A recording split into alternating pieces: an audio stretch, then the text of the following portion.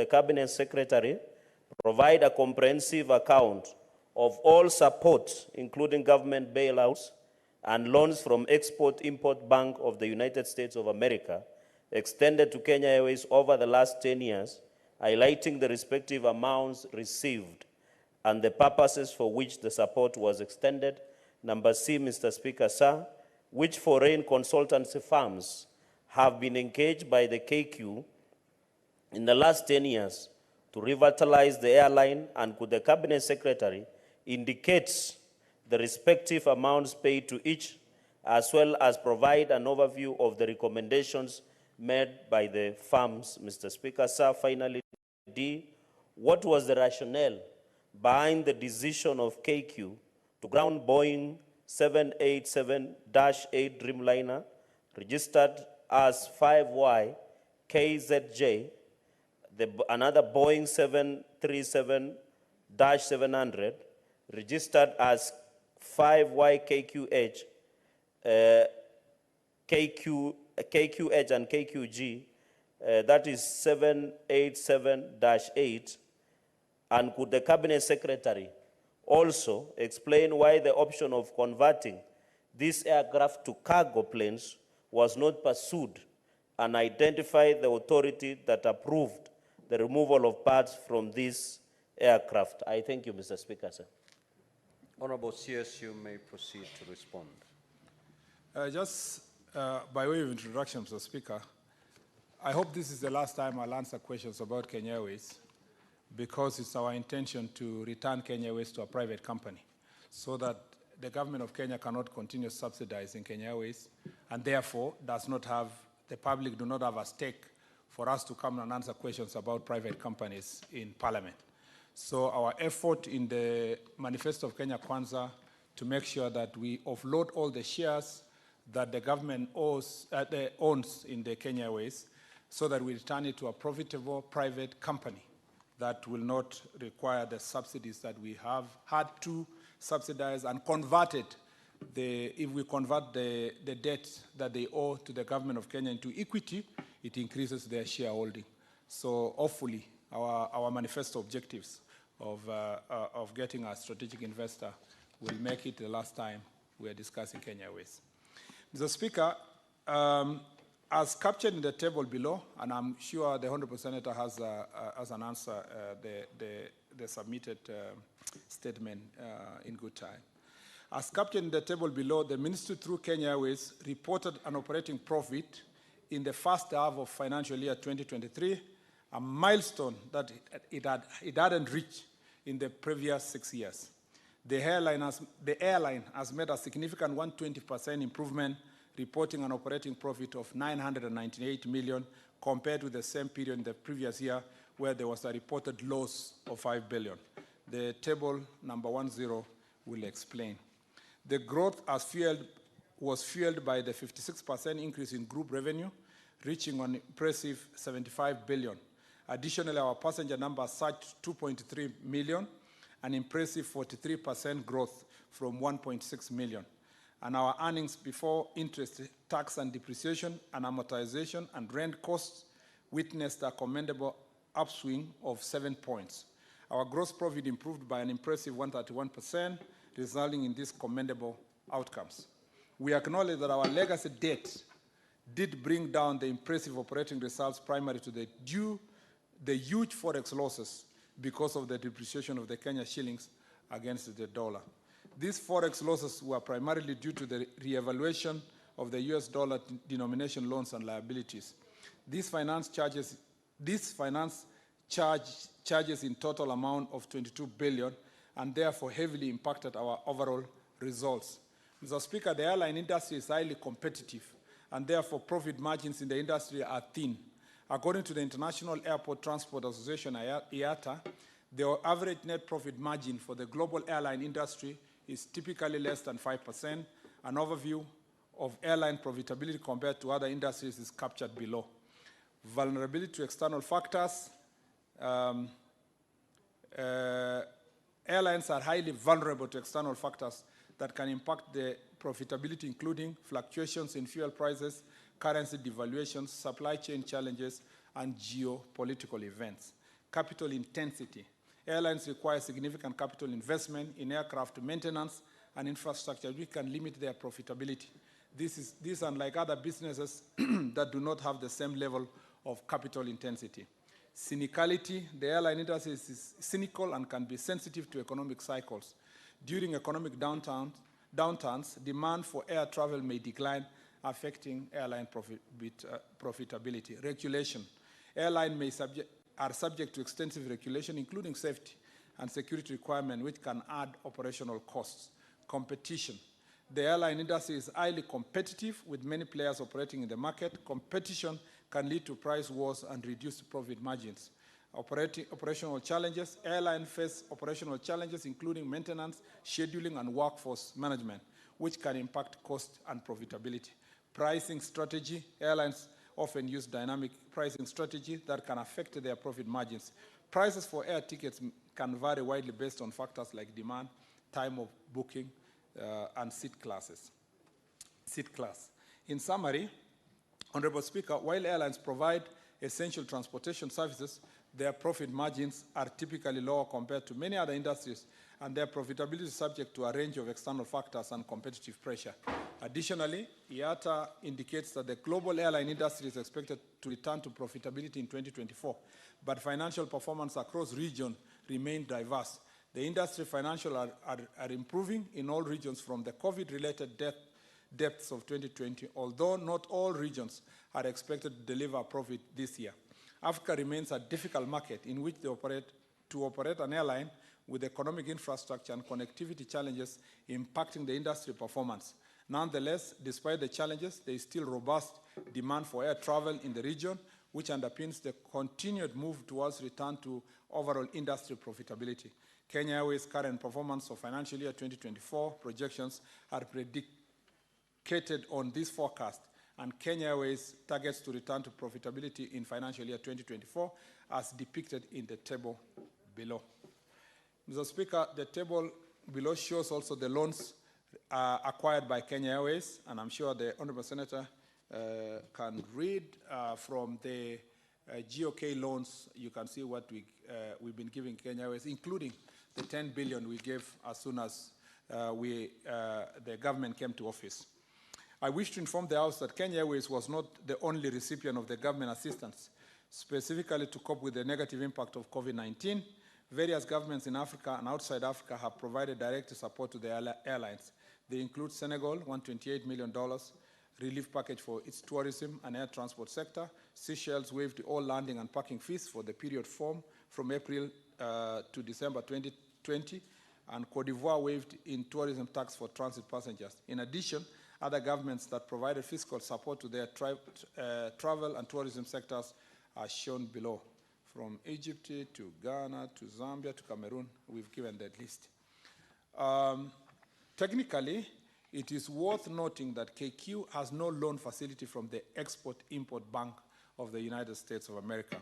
The U.S. Exim Bank is a guarantor of a facility of $841.6 million to procure 6 787 aircraft on one 777-300 range aircraft and one Jenks engine. This is 90% of the total facility of the $924 million provided by Citibank and JP Morgan Chase Bank, NA. Mr. Speaker, table below gives a detailed overview of the firms contracted to provide services. Mackenzie, Mr. Speaker, operational support in Project Safari. Just pause a bit. What is your intervention, Senator Fernandez? Mr. Speaker, since I have the answer and I've gone through it, to assist the House to move fast. Okay. If members want to hear. The response has been circulated to honorable senators. Yes, that is what I wanted, to assist the House to move fast, Mr. Speaker, sir. Would it be in order I ask my 2 supplementary questions, because so that we make progress as a House? Would that be better? You will proceed to ask question number 12, number 13, and thereafter you will. So I ask the 4 supplementary questions. Okay. So, Mr. Speaker, since you have given guidance, so allow me. Let me so just that- say, Mr. Speaker, for the record, I think it's important for the Hansard. You just say that in terms of the farms contracted, I just read the farms. I don't need to read what they do. Okay. Mackenzie was contracted in 2015. If you can paraphrase. I don't need to paraphrase the rest, Mr. Speaker. I just read the names. Great. Yeah. Proceed, Honorable. The farms contracted are 3. Mr. Speaker, for 2015 to 2016 is Mackenzie. For 2016, PJT Partners, and 2020, Seabury. I think that is all I can say, Mr. Speaker. Thank you. No. Mr. Speaker, there is an important answer, if I may, with your permission, that I'm sure even the public will be very happy to know. That's the last only one paragraph that is related to the grounded airlines. Senator Sifuna, what is your intervention? Certainly, it cannot be a point. Mr. Speaker, you know the CS insisted on giving us the name of the contractors. But my document says McKinsey. Yes, it says McKinsey here, Mr. Speaker, on the document. He has told us Mackenzie. I don't know if they are the same. Honorable CS, can you clarify that? Mr. Speaker, let me just refer back to the document.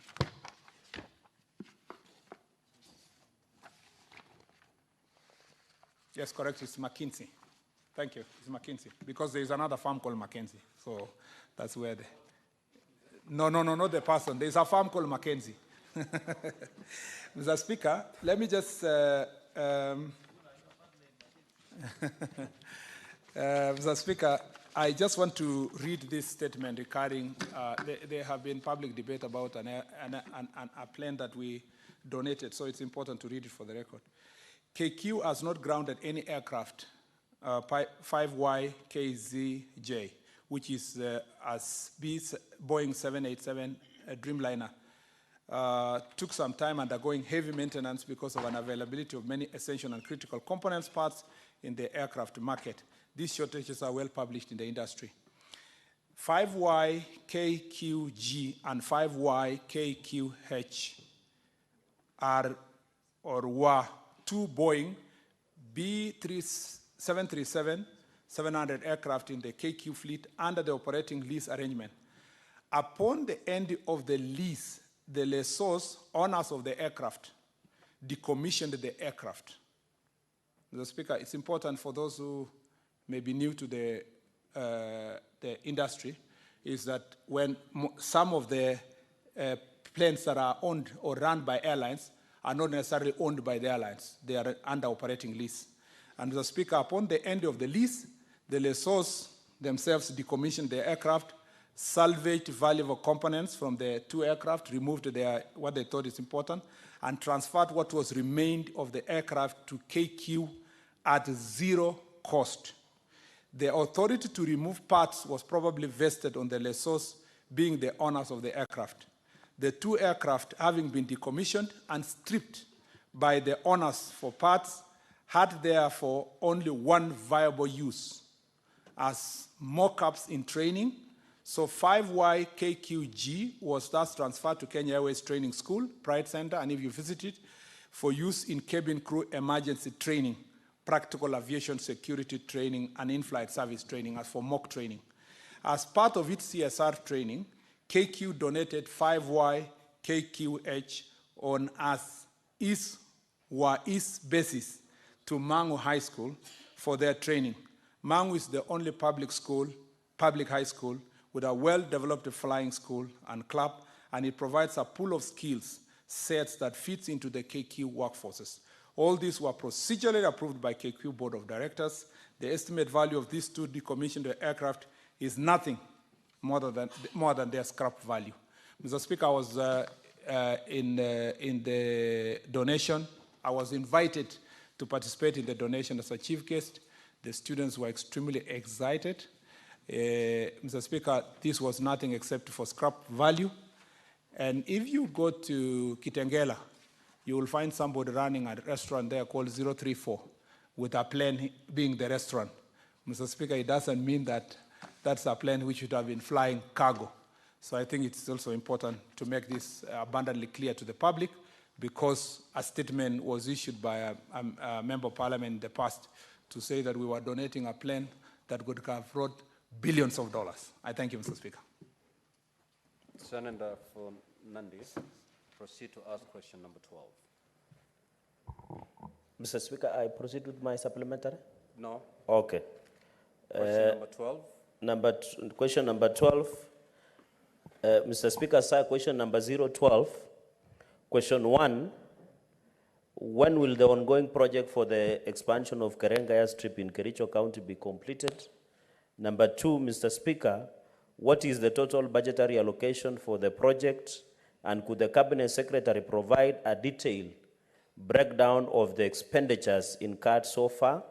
And number C, could the Cabinet Secretary provide a detailed assessment of the quality of the works for the project, stating what the government is doing to hold accountable the contractor and any other individuals responsible for any identified lapses? I thank you, Mr. Speaker, sir.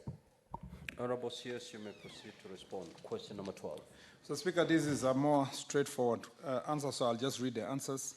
Mr. Speaker, the request to undertake the refurbishment of Karenga Airstrip emanated from the National Celebrations Technical Committee during their visit to Kericho on 15th of June 2023 to assess the status of the facility in the county in readiness for the Mashujaa Day following the presidential directive to hold the celebrations in Kericho.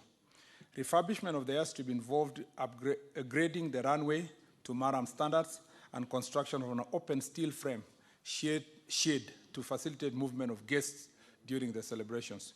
The works were successfully completed on 18th of October 2023, 2 days before 18th of October 2023.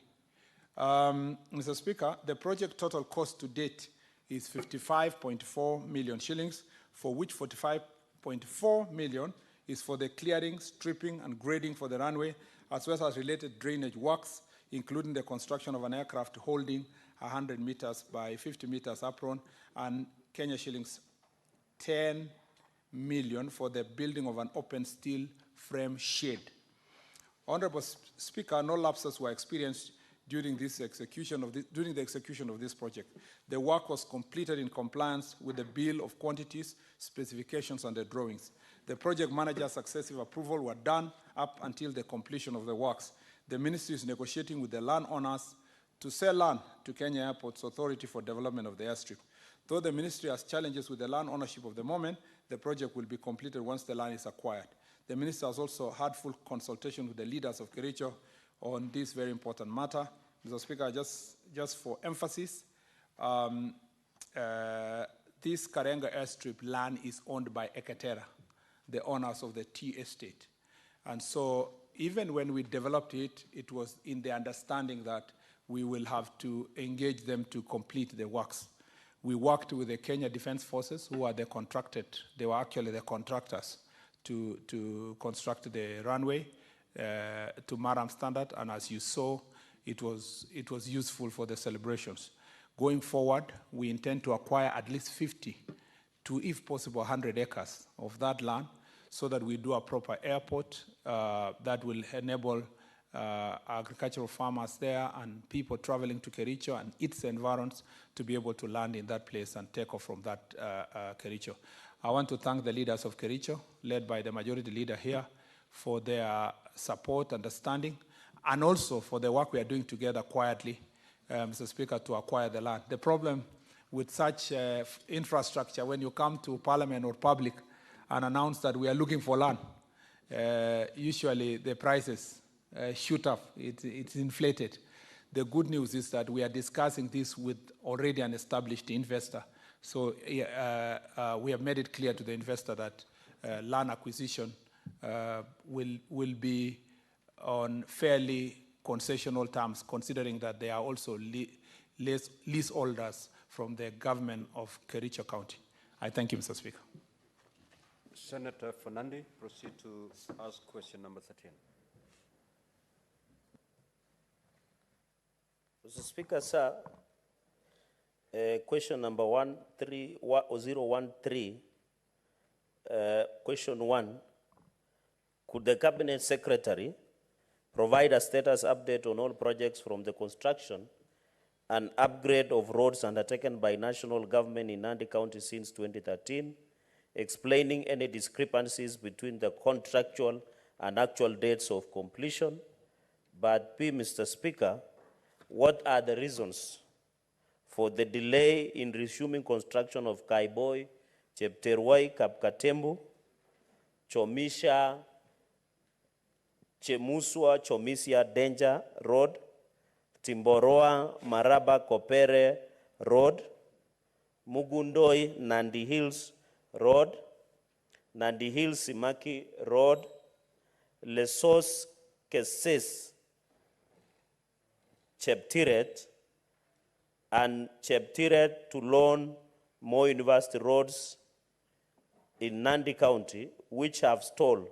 And could the Cabinet Secretary also outline steps taken by the government to expedite the resumption and completion of these projects, Mr. Speaker, sir?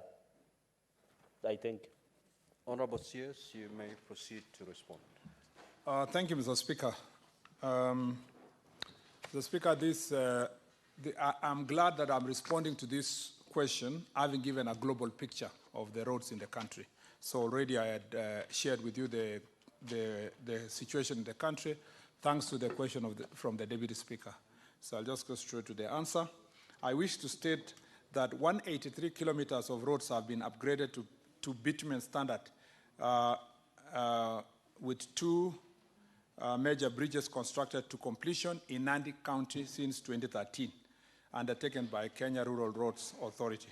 Details of the projects are detailed in the annex. Concerning discrepancy between the contractual and actual dates of completion, I wish to state that the ministry has faced financial challenges in the funding, as I earlier indicated, due to inadequate allocation and disbursement from the National Treasury over the years. This has culminated in the accumulation of significant pending bills from certified works. Contractors have consequently been reluctant to complete the works in the affected project, citing non-payment of their dues. The government, through the National Treasury, is working on the mechanism to facilitate significant reduction of our clearing of pending bills in the near future. This will result in the full resumption of completion of affected projects countrywide. Roads under the jurisdiction of Kenya in Nandi County have been managed through performance-based maintenance contracts and routine maintenance contracts, depending on the planned intervention and available resources. The agency is currently managing 10 ongoing maintenance contracts in the county. 9 of the maintenance projects are administered by the Western Region Office, situated in Kakamega. 1 project is administered in the North Rift Regional Office. That's the routine maintenance and support improvement of JN A8 Eldoret Kapsabet Road, which is commenced on 8th March 2024 and is scheduled to end on 4th September 2024 with a contract sum of 38,218,314. The road is 40 kilometers long, but only 22 of it's in Nandi County, i.e. from the Mlango to Cherargri. Lastly, the roads done under the jurisdiction of the Kenya Urban Roads are indicated in the table below. That is, we are upgrading to bitumen standards the Kamobo Baraton University Road, performance-based routine maintenance of Kapsabet Municipality, Nandi, which are 1, 2, 3, 4 in Kapsabet, and then routine maintenance of package 5 roads in Kapsabet again, 5 and 6. And then upgrading, Mr. Speaker, of Mosoriot Township, 5.3 kilometers. What are the reasons for delay in the resumption of the other roads, Mr. Speaker? Mr. Speaker, for the Kaiboi, Chepterwai, Kapkatembu, Timboroa, Maraba, Kopere Road, this road, Mr. Speaker, when I came to office, is part of the 8 roads that we discussed with the agency and terminated their contract for non-performance because they had been awarded earlier in 2016 and nothing had happened for the entire period. Those roads are in Nandi, Meru, Baringo, Elgeyo Marakwet, Kisii, Homa Bay, and Makueni. There are 8 roads, and I have the tabulation I can share to the House. Mr. Speaker, the project commenced, the one for Kaiboi, Chepterwai, Kapkatembo, Timbaroa, all these roads, the project commenced in February 2017 and was to be completed in February 2021. The contract has since been mutually terminated due to contractual challenges. To enable timely delivery, the works were split into 2 lots, repackaged and retendered. The contracts were awarded on 14th March 2024 and are expected to be signed within the next 28 days as per the law, upon submission of the requisite securities by the contractors. The contractors will be then mobilized and commence works with immediate effect. On the Chemuswa, Danger, Moi University, the Chemuswa, Danger, the Nandil, Simaki, Lesos, Cheptiret, and the Cheptiret, Moi University roads. These are parts of the ongoing roads, Mr. Speaker, which has faced challenges of completion. The project was originally scheduled for completion in August 2020, long time ago, but this has since been revised to August 2025 due to inadequate budgetary allocation that have led to the contractor being unable to complete the projects due to cash flow challenges. Mr. Speaker, just for the comfort of the other senators who may not have asked a similar question, this is what I told you earlier, that in the entire country, about 60 billion shillings is spending in Kera roads, from Mombasa to Malaba, from Lokichokio to Loitoktok. All of them suffer this kind of consequences, Mr. Speaker. That's why I told you I had to read the global statement so that even those who will ask follow-up questions appreciate that the circumstance under which we are operating is a very poor budgetary allocation. Mr. Speaker, the last part is the Mugundoi Nandi Hills Road was proposed for upgrading to bitumen standards though we have been maintaining the road to achieve motorability utilizing 22% of the fuel levy funds. I acknowledge the completion of the Timbaroa, Mateitei, Seko, Kopere Road have faced significant delays due to contractual challenges caused by inadequate budget allocation. The contractor achieved 47 kilometers of tarmac, but was unable to complete the total contracted 94 kilometers of roads despite numerous interventions. Consequently, the ministry, in consultation with the Office of the Attorney General, mutually terminated the contract on 28th of August 2023. This paved way for the retendering of the remainder of the works advertised on 27 October 2023. To enable timely delivery, the works were split into 2 slots, repackaged and retendered. The contract was awarded on 14th March 2024 and are expected to be signed in 28 days, as I said earlier. Contractor will be required to mobilize and commence immediately. I thank you, Mr. Speaker. Senator for Kisumu, proceed to ask question 010. Thank